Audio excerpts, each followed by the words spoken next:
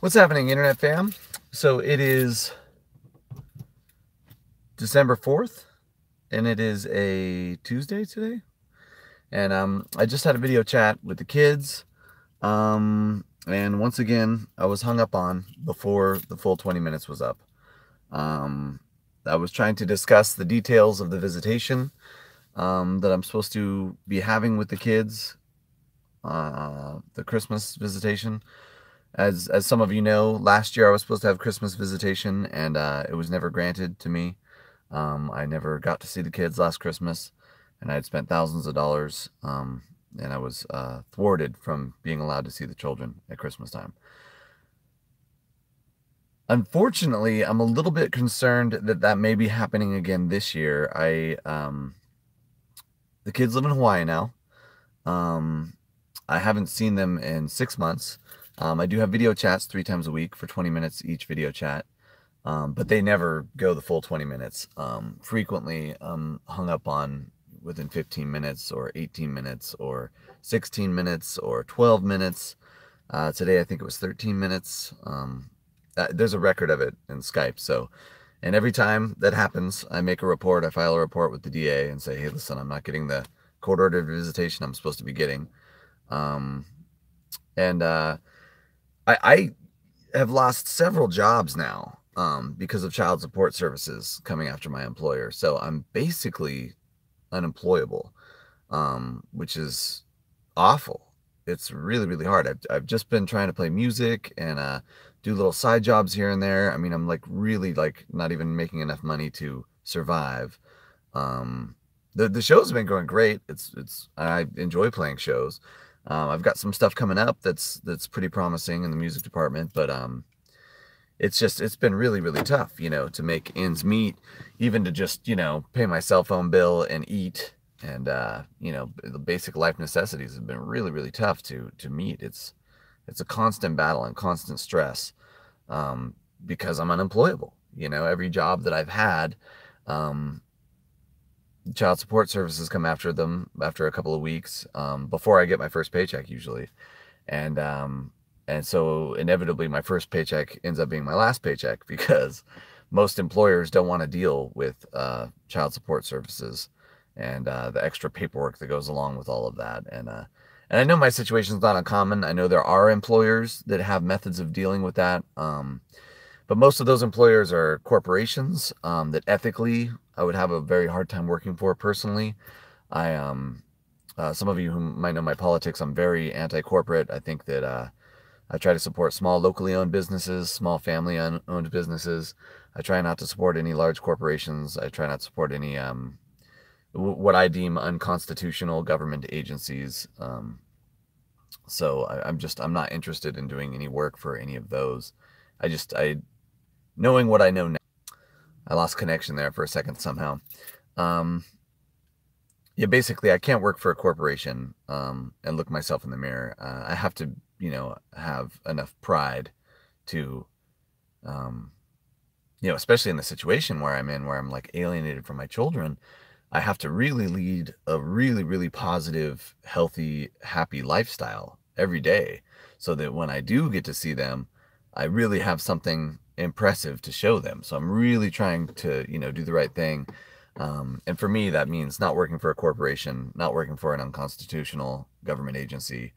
And I don't know, some people don't feel that way, but I really do. I mean, if you look at the economics, small family-run businesses are much better for the economy, much better for all, children, families, everybody. So I try to support those and I try to work for those. And those, unfortunately, are the kinds of businesses that have a really hard time with the extra paperwork that comes from child support services attacking your employer to also extort unconstitutional child support payments from somebody who's been alienated from their kids for almost 2 years now. So it's so bizarre too, because people ask me, like, they're like, you must have done something, you must have some kind of criminal past, some kind of drug abuse past, you must have done something wrong at some point. Nobody just ends up in this situation who's blameless. And the simple fact is, I really have done absolutely nothing wrong at all to anybody. I have no criminal record. I have no history of drug abuse, alcohol abuse, physical violence, nothing. I have an absolutely clean slate across the board. Um, I've got a couple of traffic tickets. I think almost everybody's got a couple of traffic tickets, right? I mean, I think my last traffic ticket was like 7 years ago or something. And it was 5 years ago, and it was talking on the cell phone while driving, and it was a work-related phone call. So, so it wasn't exactly you know, something nefarious. But I'm really hopeful that I'm going to get to go see the kids in Hawaii. I have no job. I have no way to get a job at this point, not one that I can ethically justify. And I didn't think I was going to be able to go to Hawaii and see the kids at Christmas time. But my mom had some extra air miles, and so she bought me a ticket to Hawaii. I haven't bought a ticket back yet. Somebody offered to help me get a ticket back, so that's so I mean, it's been like one Christmas miracle after another, and I'm really, really thankful and grateful to all the third parties who've been supporting me while I've been going through this horrible, horrible process of super, super detrimental and abusive parental alienation. To see the sad looks on your kids' faces when they know that they're not going to get to see their dad. It's just like, it's really, really hard to watch. As a parent who cares about his kids, it's just really, really hard to watch. And of course, when you're not in your children's lives, their opinion of you changes, and it's never for the better. They're upset that you're not around. So whether it's your fault or not, they tend to lash out and be angry with you about it. And it's just really, really sad, because especially in my situation, I miss my kids terribly. I want nothing more than to be in my kids' lives. That's literally the only thing that I want in my whole life, is just to be in my kids' lives, just to be their dad. It's like the best thing that ever happened to me. It was the best part of my whole life to date. And I've had some great parts of my life, I mean, I've been a rock star, and I've been very successful at other careers, and I've had a pretty charmed life, other than this recent super horrible parental alienation situation. I haven't posted a video like this for a long time. I wasn't sure what the benefit was, but at this point, it's kind of like people are I think it's getting to the point where people don't really know what's going on, and people just assume it's kind of gotten better or something, and it hasn't gotten better. Once again, I mean, I'm looking at thousands and thousands of dollars to be able to go see my children, because now they live on a military base in Hawaii. And it's funny, because I tell people I have to go to Hawaii, because I do have to go to Hawaii to enable to see my kid, to be able to see my kids. And I'm not looking forward to, I mean, it's very stressful trying to come up with the money to do so. Very, very difficult. Trying to, like, I mean, what am I going to do when I get there? I mean, how am I going to afford to pay the supervisor? All of this costs money, a lot of money, thousands of dollars. And I'm basically unemployable. And broke. I mean, super broke. It's crazy. I haven't been this broke since my 20s. And, and it's not for lack of trying. I've applied to hundreds of different jobs. But, all of them are either, something that's not going to work out for one way or I mean, when you apply to a bunch of jobs, some of them just aren't going to be the right fit. It just occurs occasionally. Whether it's me or them, one way or the other, it's not going to be the right fit. And then a lot of the times, though, they hear about the situation with the child support thing, and they're just like, yeah, we got other candidates who aren't going to make us do all the extra paperwork for to make you hireable. So yeah, I don't know what else to say about that. That's the situation that I'm in. It's as bad or worse now than it's ever been. I still have virtually no visitation of the children. I have these 3 video chats a week. Frequently, I'm being hung up on again and again and again. And I don't even get the full 20-minute video chat with the kids that I'm supposed to get. by the court order. I mean, it's like, and there's no consequences for violating court orders, none. I brought it up in every single trial, and in every case, the judge was like just uninterested. Like they literally, it's not that they didn't care. It's more like they didn't even pause to think about whether they cared. They just really, really don't care. It's bizarre. And then, like, I've tried going back into the courthouse again and again and again. And every time I go, they're just like, oh, this is the wrong paperwork. You didn't fill out the right paperwork. We don't care. They put another date on the calendar. Meanwhile, I'm getting, all these bills from lawyers that I hired in the past that I have no way to pay. I have no way to pay these bills. I've been late on my car payment.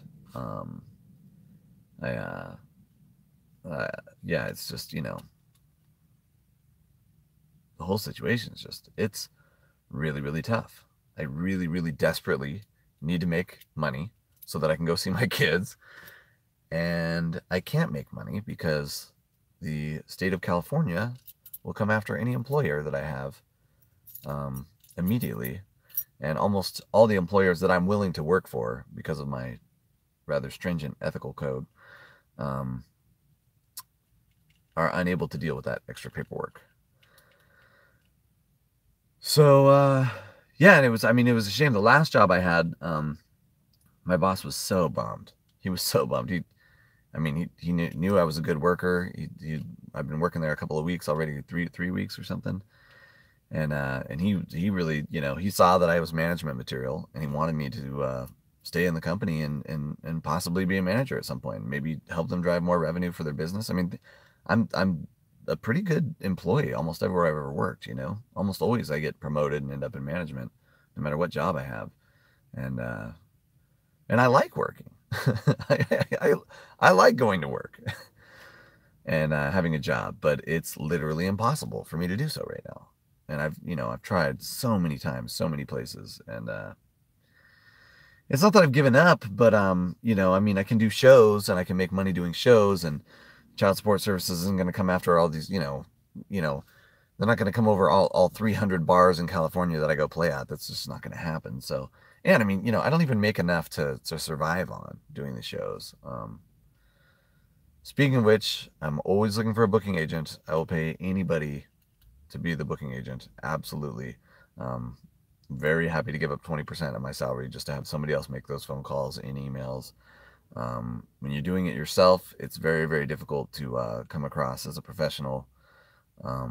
It just doesn't look good when you're booking yourself.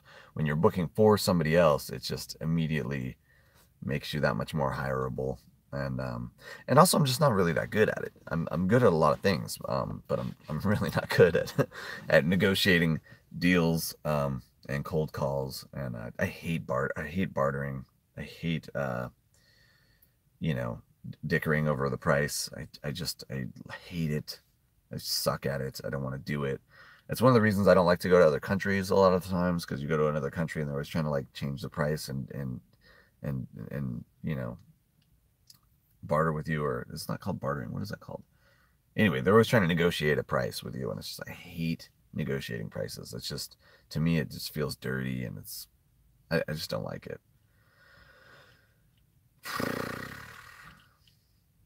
But supposedly, I'm going to get to go see the kids in Hawaii. I already got my ticket over there, so I'm going to go. I've been talking with a couple different visitation services.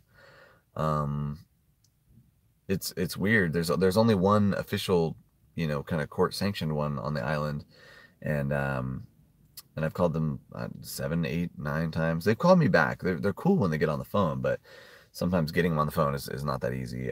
Hawaii has different hours too, so it's like there's always like a time lag. Like I'll call them at 10 a.m. and they're like, "Oh, we don't open till noon."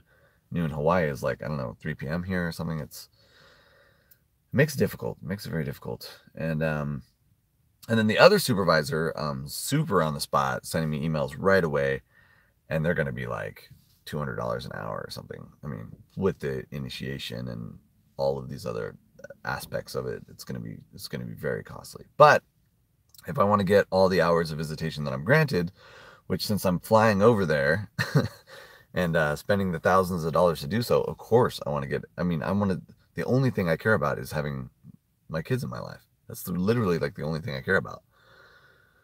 I mean, that's why I take care of myself. That's why I eat healthy. That's why I go to the gym. That's why I'm like, that's why I like, won't do some unethical job, working for some hideous corporation. Because I want to be the best dad that I can be. And right now, the only way that I can be a dad is taking care of myself and trying to get these supervised visits nailed down, which is like so difficult. And like, so today, the reason I got hung up on during the video chat was because I was talking to the kids about the supervised visit. I'm like, I'm coming to see you. It's in like, I don't know, 3 weeks, 3.5 weeks. I'm so excited to see the kids, and I want to get them excited, because they're nervous. They haven't seen me in 6 months. They don't even know what to think or how to act. And I mean, this is very confusing for them, to like not be allowed to see your dad, and then now he finally gets to come see you, but only for a few hours with a stranger there supervising. It's like the whole thing is like so bizarre. I mean, it would make sense if I had some kind of drug addiction or history of violence or whatever, but I don't. I don't have any of that, and so they're confused, and I'm not allowed to talk about any of that with them. If I talk about any of that with them, the visitation can be ended immediately by the supervisor. So I mean, there's like all these things I'm not allowed to talk about with the kids. It's awful. It's just awful, because they have questions. They're asking all these questions. Dad, how come we don't live with you? Dad, how come you won't come here? Dad, how come we only get to see you twice a year for 6 hours? And I'm not allowed to answer any of those questions. I'm not allowed to say, yeah, your mom just won't let me see you. I'm not allowed to say that, which is clearly what's been going on the entire time. I mean, literally from the second that we got divorced onto today, there's been no negotiation, and it's been absolute the least amount of visitation possible every step of the way, every day, every time, and less than the court-ordered visitation every single time. And it's just, I mean, this whole legal process has cost me hundreds of thousands of dollars. Hundreds of thousands of dollars. I mean, over 100,000. I don't know exactly how much, but it's just absolutely abysmal. And it's really tough during the holidays, Yesterday was Grace's birthday, and it's been hard for me not to like just break down and cry like all day yesterday, because it's my little girl's birthday. I want to see my daughter, and I can't. She's in another state on a Navy base with people who will look her in the face and say, "You can't see your dad," to a 5-year-old girl. She just turned 5 yesterday. They did that to her while she was 3. They did that to her while she was 4. And now apparently it seems like they're continuing to do it while she's 5. And it's like, I can't understand it. I just can't understand who would do that to an innocent child. Say, you can't see your dad. Or you can't see your mom, whatever. And I just, once again, I want to reiterate, for that brief time, the 6 weeks when I had the kids, and this last 2 years, I had the kids for 6 weeks.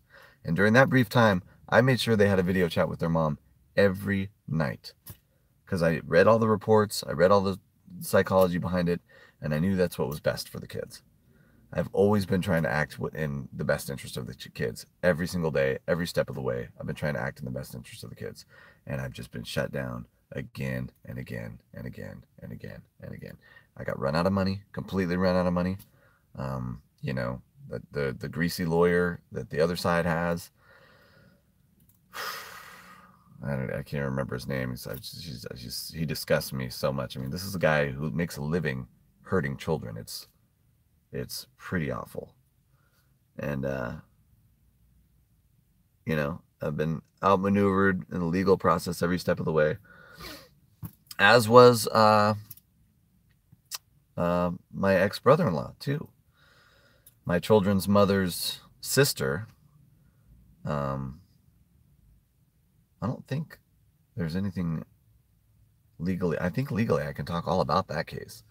So what they did is they immediately got a restraining order against Matt, who's like the sweetest guy. I mean, he's a little eccentric, but aren't we all, right? He's the sweetest guy. He would never harm anybody. They immediately got a restraining order against him.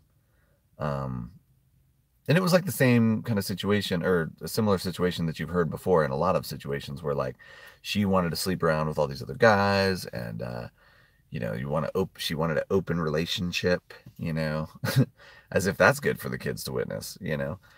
Um, Read the psychology on that. Not good for the kids. Um, and so then of course it ends up in divorce, and then the second they get divorced, she got a restraining order against him, and just didn't let him see his kids at all. Didn't let him see his kid. They only have one kid at all. And now he's got a restraining order against him with his kid, and he can't see his kid for like 2 years. Like, he's not even allowed video chats. And it's just like, how? I mean, this is a guy with virtually no criminal record. I mean, I don't know him as well as I know myself, so I can't speak all the way, but I mean, he's a really nice guy. I mean, he would just never hurt anybody. I've been hanging out with him frequently. He's a good guy. About every other week we go out and have pho together. He's just a really nice guy who just, man. And I mean, he didn't deserve this at all. And he's so sad, and he misses his kids so much. I mean, this is just taking away a child from a parent is like one of the most cruel, horrible things you can do to somebody. And like, and I tried to mitigate that as much as I could when I had that little shred of power that I had 2 years ago, when I had him for 6 weeks, um, with the status quo order, which everything, I did everything above the board and legally. I just, but whatever. Uh, I made sure the kids got to talk to their mom every single day, and to have the exact opposite happening to me now for 2 years, 2 years is just, and now to be like hung up on because I want to talk about the fact that I might get to see him in 3 weeks. It's just like, so one of the supervised visitors that I'm supposed to have in Hawaii, she's like a mental health expert, and she's like, yeah, the best idea is to do something you used to do with them all the time. So just figure out, something you used to do with them and do it again here in Hawaii. And so I said, great, that sounds great. We'll go on a hike. We'll go see a waterfall or something. That's what we used to do. We used to go hiking every day. We would eat a lot of organic fruit and a lot of organic vegetables, and fresh hunted, locally sourced meat, whether it was crab or salmon or elk. I mean, we just had a very, very healthy diet. And we would go hiking and read books and build things. I was doing a lot of like geometry and math and construction with them, trying to like teach them all that stuff, because I was following the Finnish model. The Finnish educational system has the statistically has the most success in pedagogy wise, as far as like kids learning well and doing well in later education, etc. So I was trying to follow the Finnish model, which is a lot of hands-on learning and simple machines and basic geometry, blocks, Legos, that kind of stuff. It definitely fits in that category. But Legos are mostly plastic, so you got BPA's, other hormone disruptors, not really that great for you. The wooden blocks are okay, but a lot of them are painted. The painted ones have all kinds of, paint generally has a lot of toxins in it too. So it's, so I was trying to use real lumber and actually build real buildings too, because the thing is, when you do something like that with a child, they're involved, they're helping you, they're holding one end of the 2x4 and I'm holding the other end and screwing it in or whatever, keeping the power tool like very far away from the children, obviously. And, but they have a sense of pride. They're like, okay, I was helping dad hold the 2x4 and now there's a building there. Like, I helped build a building. Like, there's nothing better you can do for a kid than build like a chicken coop with them, or build a well house, or build, a tiny home, or, all the different things I was trying to build with them, repair a fence, it's just all that kind of stuff. It's, and now they're just, telling me about the jumbo jacks that they're eating, and telling me about the movies they're watching on Netflix. They just can't wait to go to the movie theater and see some movie. It's like the highlight of their lives to go see a movie. It's like we used to climb mountains, and build chicken coops and go hiking and just, go to the beach and read amazing books and other literature and just, Now they're having jumbo jacks, watching Netflix, and hanging up on their dad because he wants to talk about when he comes to visit. He gets to see him twice a year for like 6 hours. And that is an objectionable offense. Hang up immediately. So I don't know what the point of this is. I don't know what the point of any of this is. This whole situation is ridiculous. I just want to see my kids. I'm gonna keep posting videos. I'm gonna, you know what? I'm gonna post this video. I'm gonna put the link to the video in the complaint that I file with the DA, saying my rights have been violated, my children's rights have been violated. They're continuing to be violated again and again and again for 2 years now. And you know, a lot of people know me everywhere. You know, and I'm a little eccentric, whatever, you know, I'm a little particular. I've got an ethical system that's, you know, I consider our military like super evil, stuff like that. You know, I'm definitely politically, I've got some things that make me a little bit unusual compared to most people. I just, you know, I don't pull punches with myself, basically. I don't tell myself fairy tales like, oh, it's okay because we're the good guys. No, we're not the good guys. 2 school buses full of Yemeni children have been hit with American munitions in the last 6 months. So tell me we're the good guys. Tell yourself we're the good guys. And then try to believe it. I mean, the genocide that's going on in Yemen right now is all Saudi Arabia. We sell Saudi Arabia weapons.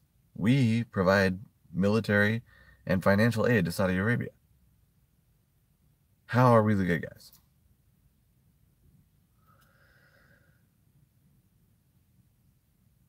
Meanwhile, my kids are being dragged to military parades, you know. Yeah, yay, look at all the weapons and all the, you know, all these brainwashed morons with short haircuts. It's like, yay.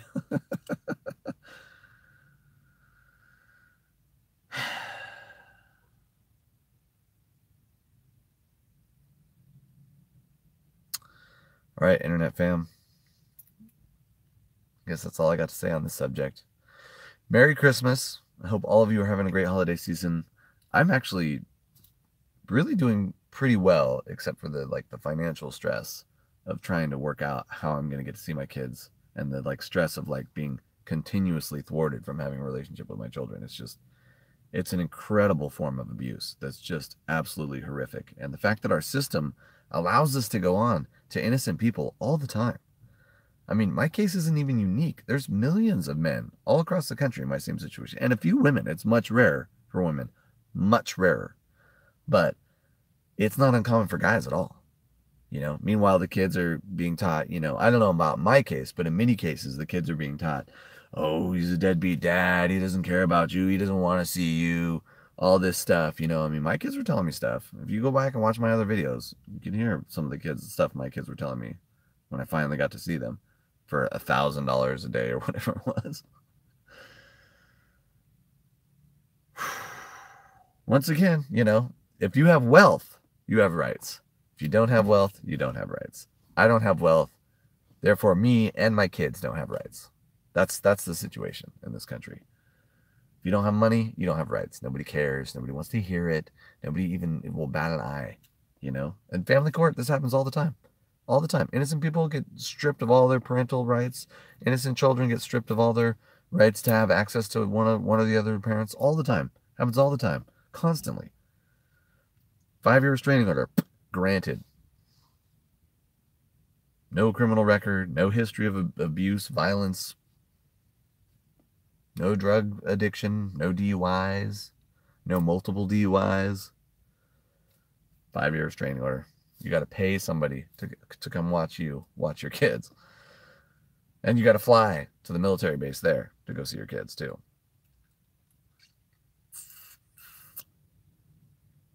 It's amazing. It's an amazing world we live in. All right, well, that's it for me, internet fam. I'll see you later.